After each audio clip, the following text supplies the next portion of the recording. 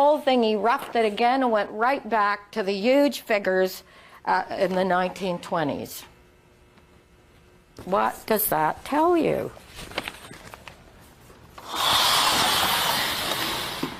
So, 1956, 66. And how many kids? I don't know how old people are here. So they put out the vaccine. Polio erupts again.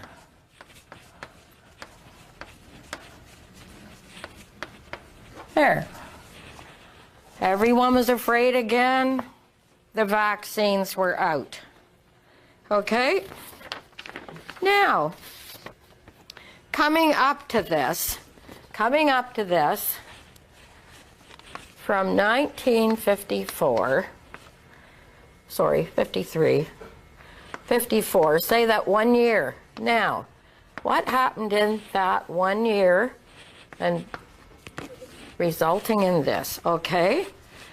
Jonas Salk, the scientist, thought he was figuring something out. So what he did was, he said, this is what we'll do. We'll grow the polio viruses in the lab. We kill them. We grow them, we kill them. And then we inject the dead viruses into healthy children. And when we do that, he said, the dead viruses will not reproduce. The immune system would detect that the virus is in there and produce antibodies for the live ones that come along in the future. Okay? This is what he said. He said his trials were successful. His trials were successful. And then what they were going to do, I think it was on the anniversary of Roosevelt's birthday, because he had polio himself. They said, what we'll do is, on that day, we are going to have mass inoculations. We are going to have inoculations everywhere. Now, right after, on the verge of this mass inoculation, Bernice Eddy, we'll just put his name here, Bernice Eddy of the NIH, the National Institute for Health, okay, she said, wait a minute, let's test it. Before we have this mass inoculation, let's test it. Oh, what a novel idea. Okay, so she tested it on her monkeys. They all were crippled. Some were dying. So she called up, she gave the alarm. She said, look, we can't do this. The monkeys are all crippled and some of them are dying. So, what happened? There was a doctor by the name of Ochsner down in New Orleans, okay? And he was another arrogant bastard. And he said, nonsense. They're going to work. And to prove they're going to work, you know what? I'm giving them to my grandson, okay, and my granddaughter to prove to you that these vaccines work. Meantime, there was Bernice Eddy in her lab with her monkeys all crippled and dying. So he gave them the vaccine. Yep, his own grandchildren, okay?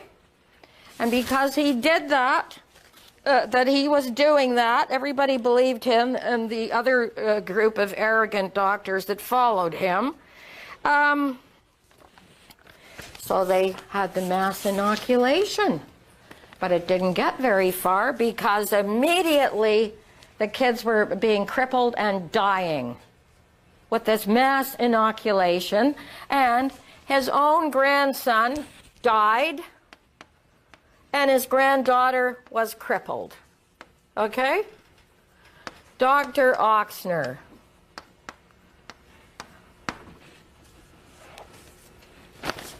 Proving that the vaccine, in spite of what Bernice Eddy warned, he went ahead, okay?